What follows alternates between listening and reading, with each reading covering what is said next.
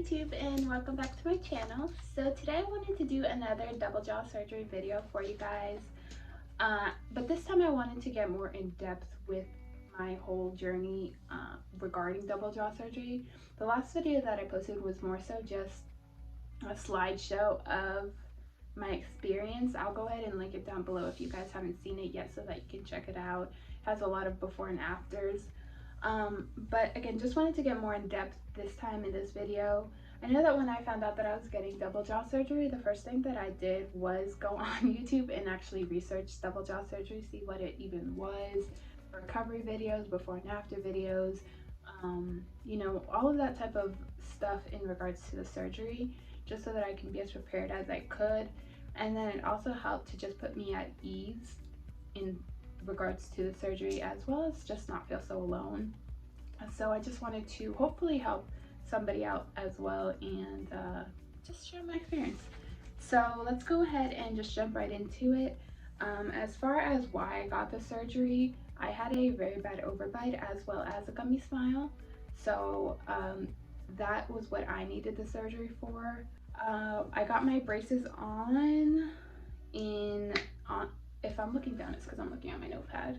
I got my braces on May 7th of 2018, and then had my surgery on the 30th of December 2019. So it was roughly like a year and some change, like a year and 6 or 7 months, something like that. It was more than a year that I had my surgery. I'm sorry, my braces on before my surgery. And that is because I had a bunch of teeth extracted. I had 5 teeth extracted actually. So we had to wait for those spaces to close first before I could even think about getting the surgery. The orthodontist had initially thought that the spaces would close in a year's time and then I could get surgery. However, that's not how it happens. My spaces were closing very slow, unfortunately, so it did take a little bit longer. Once we were finally given the green light to get the surgery, at that point in time, it was just, you know, dealing with insurance and figuring all that out, as well as the surgeon schedule. When I initially spoke with my surgeon about scheduling, they stated that they weren't going to be able to get me in until 2020, which looking back, I'm so glad didn't end up happening, because COVID would have definitely ruined my surgery date. But the surgeon's office had ended up calling me like 2 or 3 weeks before the 30th of December to let me know they had an opening. Someone had canceled or whatever, so if I wanted that date, and I was like, absolutely, I'll take it, please send me up. It did suck as far as being the day before New Year's Eve, but I honestly didn't care. I figured what better way to ring in the new year than having a whole new smile, so it worked out perfectly. After that, some more timeline dates. So my surgery was on the 30th of December 2019. My splint was removed on the 13th of February 2020, which was like 8 weeks or so after my surgery. And then I got my braces off on the 2nd of October 2020. So it's been about 3 weeks. More than that, it's already November. It's been like, I don't know, but I just got my braces off on the 2nd of October. Okay, so getting into the surgery itself, my surgery did last 6 to 7 hours. Now, what they did for my surgery, I'll paste the medical term below, but like in normal people talk, what they did was moved my bottom jaw forward. I'm not sure the millimeters, I want to say 7 or 8 millimeters forward. Moved my top jaw up to fix the gummy smile, and then he also, my surgeon, also separated my top jaw right here, and then so your jaw's like this, right? So he broke it right here and had it like that instead, so that he could kind of help to line up my bite in the back. So that's what I had done. I did spend the night in the hospital, so I got my surgery done at like 7 a.m. on the 30th, and then I spent the night in the hospital and left the following day at like 7 p.m. When I got out of surgery, I don't obviously remember much of it. I had a tube in my nose, I know that. I had a pressure bandage over my whole head. and I was spitting up a lot of blood. Like I couldn't stop throwing up. I do remember that. They were trying to get me to drink water through a syringe. I couldn't even do that. I kept throwing up anything I put in my body. So that sucked. Um, but yeah, that's pretty much all I remember from the first day. I did take, because I swore that I was gonna have energy to do something in the hospital, which looking back now, I don't know why I even thought I was going to. Um, but I did take I crochet, so I took some yarn with me as well as some crochet hooks. Thought I was gonna get some crocheting done, but that was definitely not the case. I didn't get anything done. I didn't even want to watch Food Network, which is what I usually do when I'm in the hospital. Sorry, you can see my nose running now. Double jaw surgery problems. So yeah, so didn't do anything in the hospital that day. I got my surgery or the following day. What else? What else? The pressure bandage was taken off around 5 or 6 the following morning. I did watch a lot of videos about like what's in your hospital bag. I didn't take a hospital bag, honestly. I mean, I took my crochet, but I didn't worry about anything else. I took a change of clothes and my phone charger, but that was about it. Everything else was provided to me by the hospital. My hospital was amazing about that. They gave me pen and paper to write down because you won't be able to talk after surgery, so you'll definitely want to if your hospital doesn't, or you're not sure if your hospital provides with that, which I'm sure it's just pen and paper, but you'll want to make sure that you do have some of that readily available. My hospital also gave me chapsticks, syringes, ice packs, all of that. So I was good with all of that as well, thankfully. But that's pretty much it about the hospital. So after that, after I went home, I went to my mom's house that first week. She had taken off of work so that she could help me with my recovery, which I'm so thankful for because that first week was really rough. Yeah, it was bad. I didn't, most of that first week, all you do is sleep. At least that's what I did. 99% of the time I was sleeping. If I wasn't sleeping, I was crying about how I wish I was sleeping because I was in so much pain. Let me preface this by saying everyone's pain tolerance is different. So you may not experience the same amount of pain that I did. So please don't be worried about it if I'm like scaring you. It's not that I'm saying you're going to feel the amount of pain I did, but I was in a lot of pain. So I slept most of the time. I'm thankful I had my mom there to wake me up when I needed to take my medicine or even when I needed to eat because I didn't even want to do either of those things.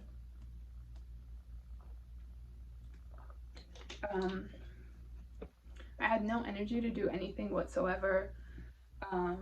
Even getting out of bed was like a task for me. So I stayed in bed most of the time. I didn't feel like watching TV really. I would have a lot of background noise, but that's about it. I had a lot of migraines from the rubber bands that I had in my mouth. I didn't get wired shut, thank God, but I did have a lot of rubber bands. So those gave me a lot of migraines. What else? Oh, as far as medication goes and the prescriptions that your surgeon gives you, I definitely recommend checking on the price of them before your surgery. I mean, you're going to want to pick up your prescriptions before your surgery, obviously, but give yourself enough time to check on the prices of everything. That way, if you do need to request something else from your surgeon, a different brand or type of medication or whatnot, you have time to do that. The reason I say that is because one of the medications that my surgeon had prescribed me, my antibiotic actually, turned out to be like $400 for that one medication. So just keep that in mind as far as pricing of medication goes. It can get pretty expensive. What else? I definitely recommend telling your surgeon everything you feel on your post-op visits. I saw my surgeon weekly post-op, and I would definitely recommend telling them everything that you feel, no matter how small it feels like it is. Like for me, for example, I had a lot of pressure in my sinuses as well as my temples, like a lot of pressure that it even hurt to just stand up or to walk. And for some reason I thought that that was normal. I also had a really bad runny nose, and I figured that that was just from the cold because I was recovering when it was still winter. Turns out that that pressure was because I had an infection in my sinus, and if I hadn't said anything, because I was, like I said, I was thinking that it was just normal feeling, um, normal to be feeling that while you're recovering. I wasn't going to say anything to the doctor, but I just was like, let me just mention this. And yeah, it turned out to be an infection. So make sure that you tell your surgeon everything that you're feeling, no matter how small it is, because it may be something that needs to be treated right away and you don't even know.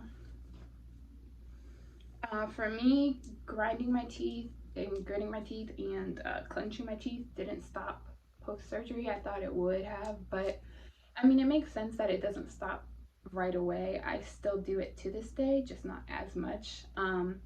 You have to think about it. When you have a bad bite your entire life, um, I would always grind or clench my teeth to try and keep from my overbite, to try to keep my overbite from showing when I was in public. So I would always grind or clench my teeth to remind myself to keep them together and keep them closed.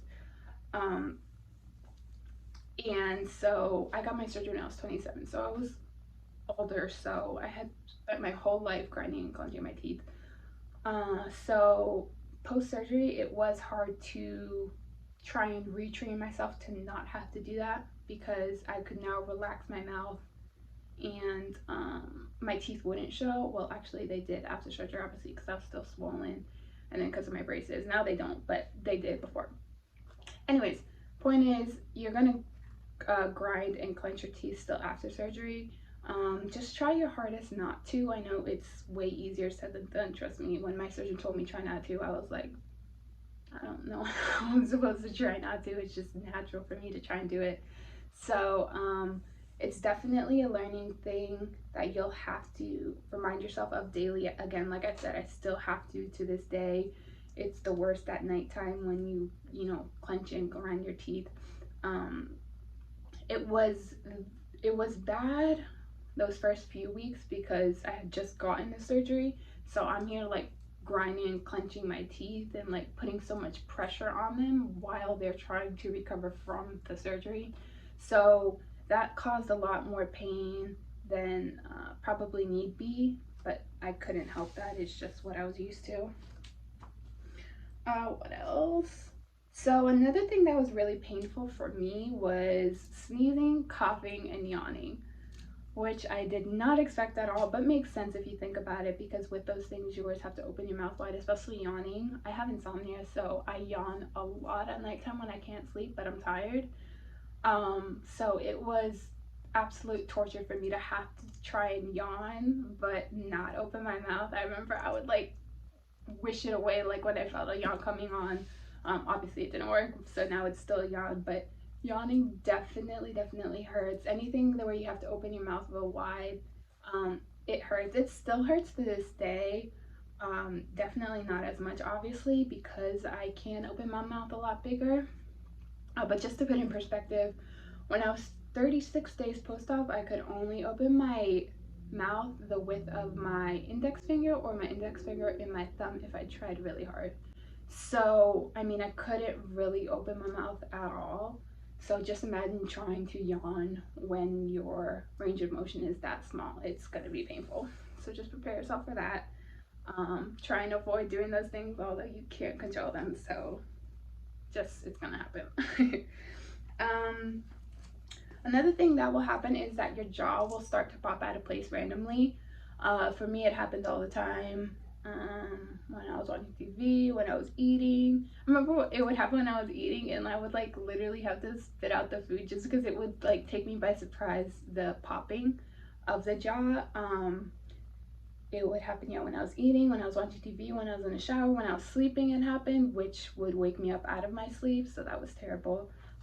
That's just your jaw settling into place, getting used to the new bite, so it's normal. It doesn't happen anymore to me, so it's not something that you have to like worry about feeling forever. I am still numb. I am permanently numb. This is kind of off track, but we'll just talk about this now. I am permanently numb let's see, right here. So this space right here is unfortunately permanently numb. Some days I can't feel it at all. Some days it's pins and needly. Like today it's pins and needly. It's just something that I have to deal with post, you know, as a result of the surgery. I haven't had to deal with it like last winter was when I got the surgery. So this winter coming up, I'll see how it feels with the cold weather and everything, if that affects it more or less. If I sleep on my jaw weird, like I did last night, this morning when I woke up, it was all pins and needly. It still is. It's a really awkward feeling, and if I think about it too much, it gives me anxiety, but for the most part, it doesn't bother me. As far as weight loss goes, I lost a lot of weight. I lost a total of 25 pounds post-surgery, 25 pounds of which I was not able to gain back after the surgery, sadly, so that's just how my body handled the surgery, I guess. Along those lines, make sure that you do stay not only hydrated but eating, and like with protein shakes and stuff like that, just make sure that you keep nourishing your body even if you don't feel like eating, or even if it's small meals or whatever. Just make sure that you stay eating. And then, sorry guys, and then as far as the splint goes, the splint was probably my least favorite part of the surgery. Just thinking about it is like, oh my god. I was not prepared for how annoying it was going to be. I had read about it, obviously, and I was told about it by my surgeon, but I was not expecting what it was to be what it was. So it was really annoying. I know it's there for good reason. So if you don't know, a splint is basically like a retainer, but it has a top piece as well that goes on the roof of your mouth, so it's all connected into one. And what it does is it helps your bite settle in, your new correct bite. It helps it settle into place.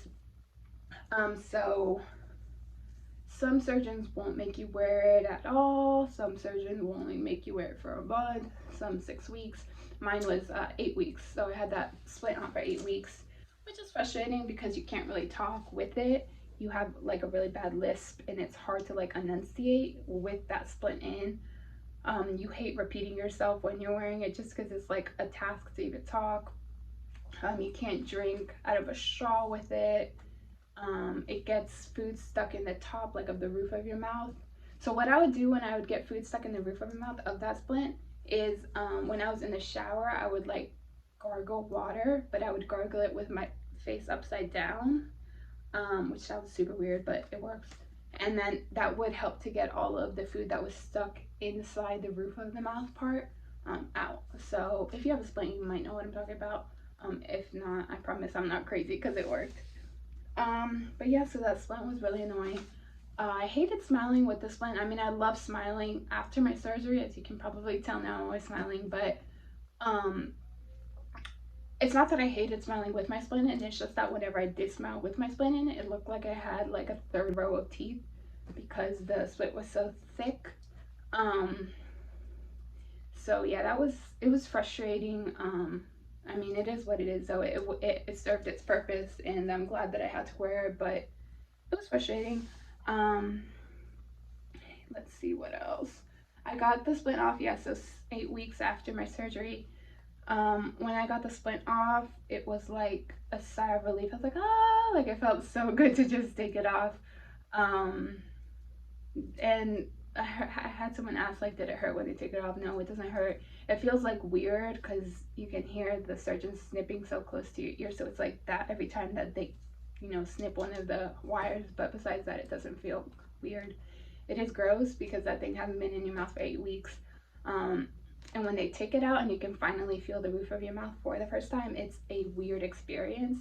And when you hear yourself talk, you do sound different, at least in my opinion. I did in my last video. That was the first thing I did, was took a video of what I sounded like when I got to the car because I knew my voice sounded different. So yeah, and once you get your splint out, you can start to see your orthodontist. Obviously, if you have a splint in, you can't see the orthodontist. They're not going to be able to tighten your braces if you have a big piece of plastic wired to your mouth, you know. So I got my splint off that morning of the 13th of February, and then that afternoon I went and I saw my orthodontist. Since I had to get the top jaw right here broken, my surgeon had to break the wire for my top braces. So because of that, sorry guys.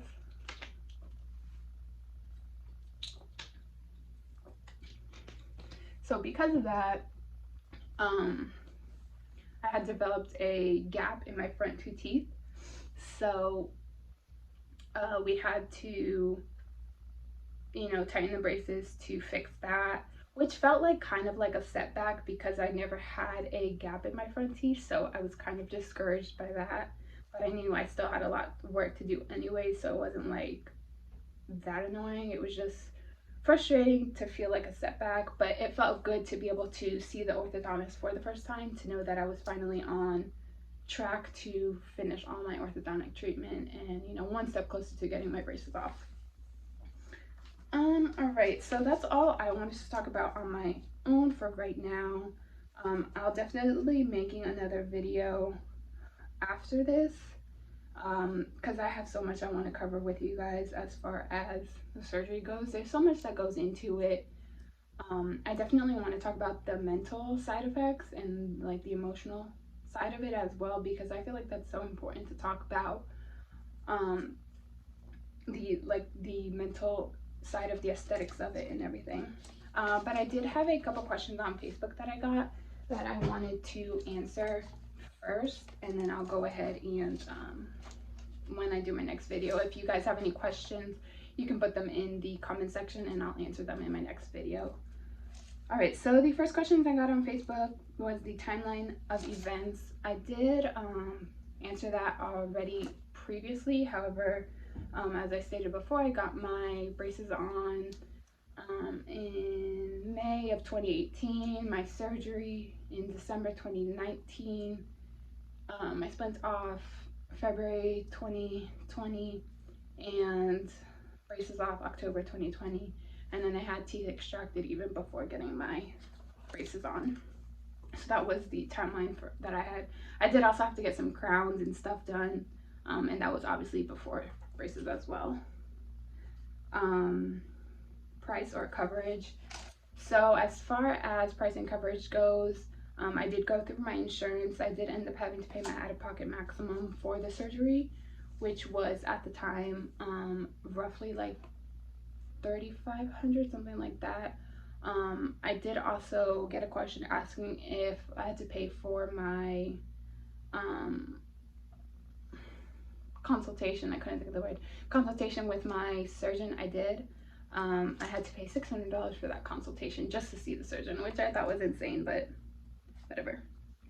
Before and after pictures, I'll definitely link a bunch for you guys here. Those are probably my favorite things to look at. I just think it's so amazing to see what surgery could do, what braces can do. It's just so cool to know where I was a day post-op as opposed to now. It's just so inspiring to me. I don't know, I think it's the coolest thing ever to see. I love in my Facebook group when other people post before and afters. It's so cool to see.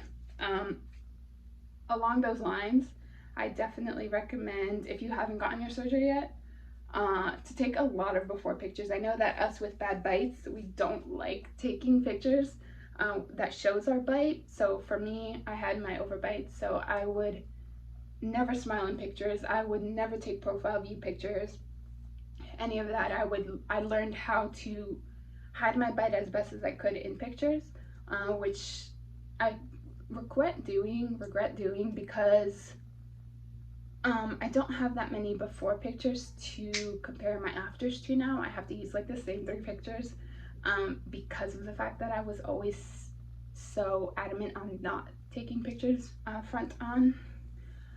So yeah, that's something I definitely recommend if you have not gotten your surgery yet. Just take your before pictures.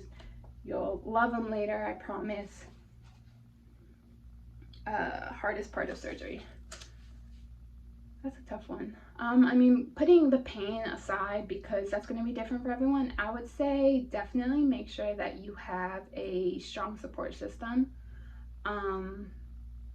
That's definitely important, because it's as I kind of touched on before, it's draining on your emotions as well as your mind, I guess you could say. Like I said, it's like you're a whole brand new person, right? You're getting jaw surgery, so you went into the hospital looking like one person, you came out looking like a completely different person, but that person that you came out looking like isn't going to be the person that is your final form, who you look like months from now. So you have all these emotions about how you're regretting surgery because you don't like how you look right now, but you're not realizing that's not who you're going to look like months from now. And it's just a lot, at least it was for me. So having a strong support system, my mom checked on me every single day, my friends checked on me every single day, asked me for progress pictures, would tell me how much better I looked, all of that. So it's definitely important, I would say, to just make sure that you have that support system in place. Favorite soft foods. So for me, my favorite soft food was definitely Nutella. I'm smiling because I'm just thinking about how obsessed with it I was. I would literally carry it in my purse with me, and anywhere I went, I would just like whip out my Nutella, which I guess isn't really food, but whatever. I would literally just whip out my Nutella jar and start eating it no matter where I was. I would always carry Nutella in a baby spoon in my purse, as well as a bunch of other things I'll go over in the next video. But that was two of the things I always had with me. I loved eating Nutella. Other than that, I also loved, which I never had before, the mac and cheese and the black beans with mojo sauce from Pollo Tropical. I had never really been there or ate there before, but we went one time and I tried their mac and cheese and their black beans with mojo sauce. You have to get the sauce. And I fell in love with it. I ate it all the time after that. I would always, anytime I knew I needed to eat, but I wasn't craving anything, which you will feel like that sometimes, that's what my go-to was. So I definitely recommend finding you a go-to, whether it be that, whether it be soup, whether it be, whatever it is. Just find your go-to. That way if you have your days where you're feeling so sick that you don't even want to eat, but you need to eat, you can find that food that okay, I can at least eat this. So that was mine. What are must-haves after surgery? So my must-haves after surgery: a heating pad for sure, an ice pack for sure. The ice pack I used was from the hospital. Actually, I took that one home. The reason that I took home that ice pack was because I just loved it. It was a cloth ice pack, and it opened at the top. You put your ice in, you closed it off, and it wouldn't leak, which worked so well for me because I would always fall asleep with ice packs on my cheeks, on my jaw, and it helped to make sure that the ice didn't melt and then go everywhere. When I woke up, I'd be like in a puddle of cold water. So yeah, I definitely recommend ice packs. If your hospital doesn't give them, I would just look for, ones that don't leak, or don't just use like a Ziploc bag. That's what we were doing at first, which was a mess. So yeah, just find a ice pack that would not leak. A jade roller.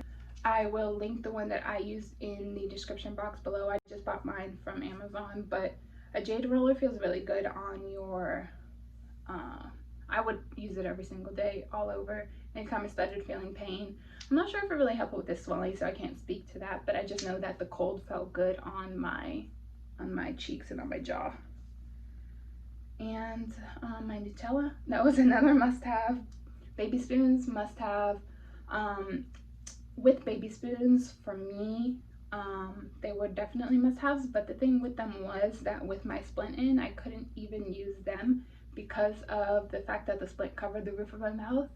I couldn't like scrape the food off with anything.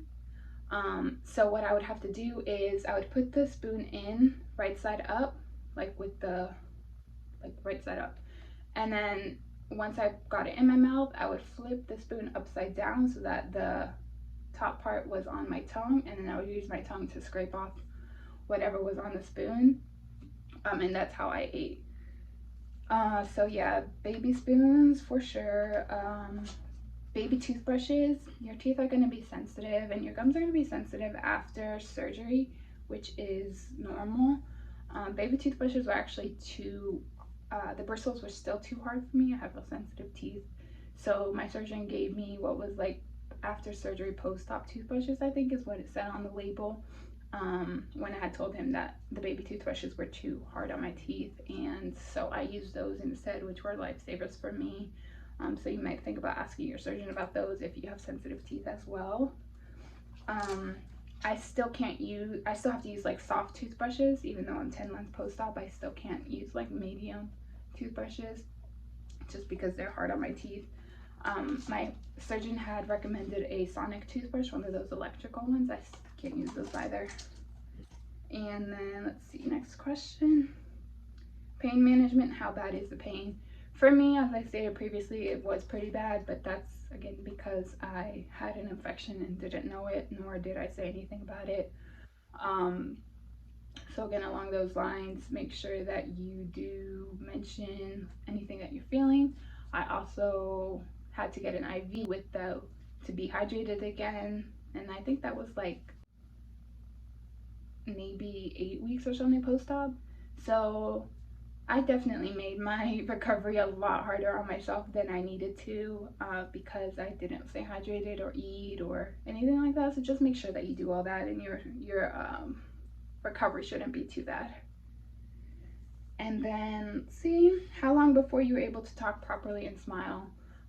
Yeah, so that was after the splint was moved, so about 8 weeks. I was able to talk properly and smile.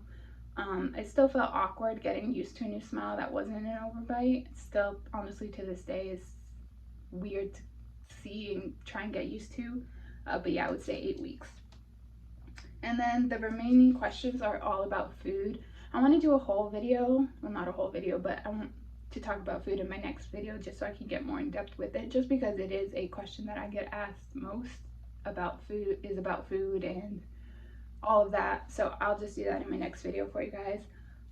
So yeah, let's just stop this video here because it did get kind of long. So just leave me comments on any other questions that you want me to answer. I'll go ahead and answer those in my next video. And make sure to subscribe so that you can be notified of when that does come out. And thank you guys for watching. Bye.